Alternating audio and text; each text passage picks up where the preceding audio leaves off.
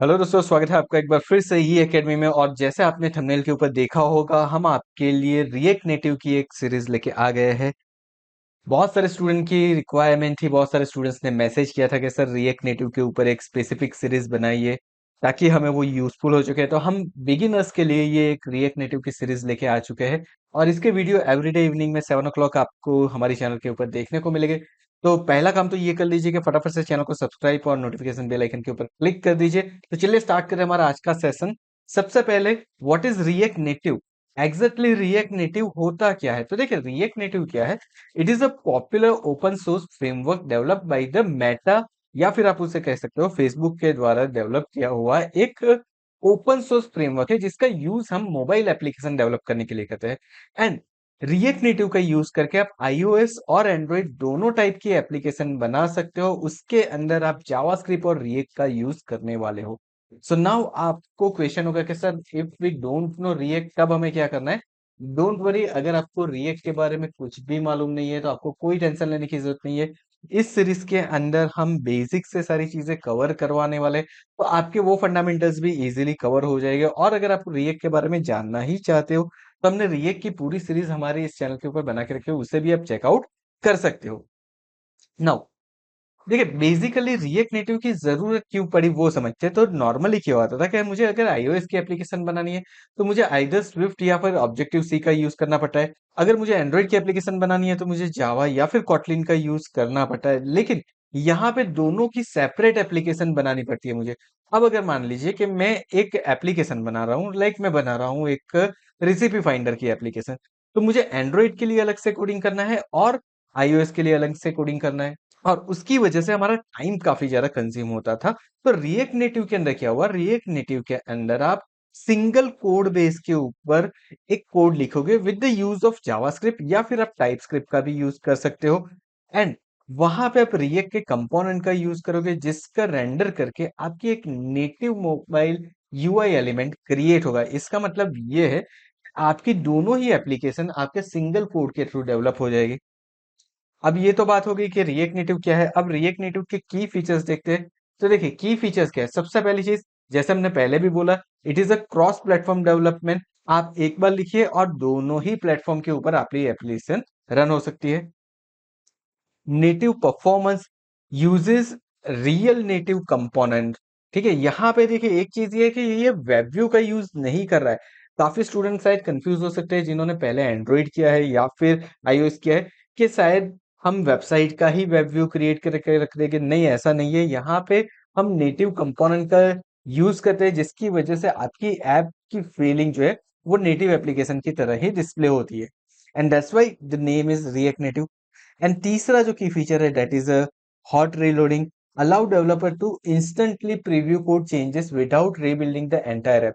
देखिए, जब आप रिएक्ट नेटिव का डेवलपमेंट करोगे ना, तो आपको हर एक बार आपकी एप्लीकेशन को रीरन करने की जरूरत, यानी कि रीबिल्ड करने की जरूरत नहीं पड़ेगी।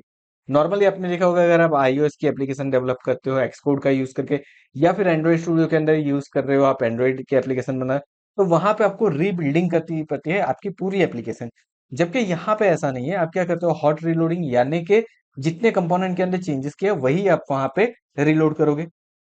देन लार्ज कम्युनिटी, देखिए इसकी जो कम्युनिटी है उसको बैक करता है मेटा। एंड एक बहुत ही ह्यूज ओपन सोर्स कम्युनिटी है जिसके बारे में हम हमारे आगे आने वाले सेशंस के अंदर डेफिनेटली आपके साथ डिस्कस करेंगे, जहां से आपको बहुत सारे प्रॉब्लम के सॉल्यूशन मिलेंगे। नाउ द नेक्स्ट की feature is third party plugin, that is very important. कि अगर आपको कुछ चीजें करनी है आपके एप्लीकेशन के अंदर, जैसे कि मुझे क्या करना है, मुझे एपीआई का इंटीग्रेट करना है, मुझे कैमरा का यूज करना है, मुझे लोकेशन यूज करनी है, मुझे सेंसर यूज करनी है, तो वहां पे थर्ड पार्टी प्लगइन्स बहुत सारे अवेलेबल है जिसका यूज करके आप इजीली वर्कआउट कर सकते हो। And last is JavaScript plus react. देखिए, अगर आप वेब डेवलपमेंट ऑलरेडी कर रहे हो, बहुत सारे यूजर्स ऐसे हो गए जो कि ऑलरेडी रिएक्ट के ऊपर वर्क कर रहे हैं, या फिर वेब डेवलपमेंट के अंदर उनको इंटरेस्ट है, या बेसिकली अगर मैं समझता हूं कि आपको HTML CSS आ रहा है, तो आपके लिए यहाँ पे बहुत ही ईजी हो जाएगा अगर आप जावास्क्रिप्ट एंड रिएक्ट का यूज करके रिएक्ट नेटिव की एप्लीकेशन बना दो। और उसके अंदर जो कंपोनेंट, प्रॉप, स्टेट, ये सारे जो कॉन्सेप्ट है वो सिमिलर टू वेब है, बहुत ही ज्यादा वेब के साथ फेमिलियर है। तो बहुत ही इजी काम होगा आपका। अब ये बात हो गई की फीचर्स की। एडवांटेजेस की बात करें कि अगर हम रिएक्ट नेटिव के अंदर हमारी एप्लीकेशन बनाते हैं तो उसके एडवांटेजेस क्या रहेंगे? तो देखिए, पहला एडवांटेज है faster development compare to building a separate native app. अगर आप आईओएस और एंड्रॉइड की नेटिव ऐप बनाते हो तो आपको बहुत टाइम जाएगा, लेकिन रिएक्ट नेटिव के अंदर वो आपका काम फास्ट हो जाएगा। Reusable code across the platform, as we already discuss about this कि आपका कोड जो होगा अक्रॉस द प्लेटफॉर्म रीयूजेबल रहेगा। जो नेक्स्ट की फीचर है वो है rich ecosystem of pre built library. देखिए, यहाँ पे प्री बिल्ट लाइब्रेरी अवेलेबल है जो कि आपको बहुत ही ज्यादा रिच इकोसिस्टम देती है, यानी कि आप प्री बिल्ट लाइब्रेरी का यूज करके आपकी एप्लीकेशन को बहुत ही बढ़िया बना सकते हो। And the last one is easy adoption if already know the react. अगर आप रिएक्ट के बारे में जानते हो तो आपके लिए एडॉप्शन बहुत इजी है, बट इट डजंट मीन कि अगर आपको रिएक्ट का नॉलेज नहीं है तो आप नहीं कर पाओगे। अगर आपको रिएक्ट का नॉलेज नहीं है फिर भी आप इजीली इसके ऊपर वर्कआउट कर सकते हो।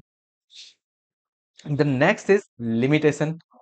लिमिटेशन मतलब, अब देखिए, एडवांटेज है तो लिमिटेशन भी होगी। पहली लिमिटेशन ये है, not always as fast as fully native app, specially for heavy animation और कॉम्प्लेक्स ग्राफिक।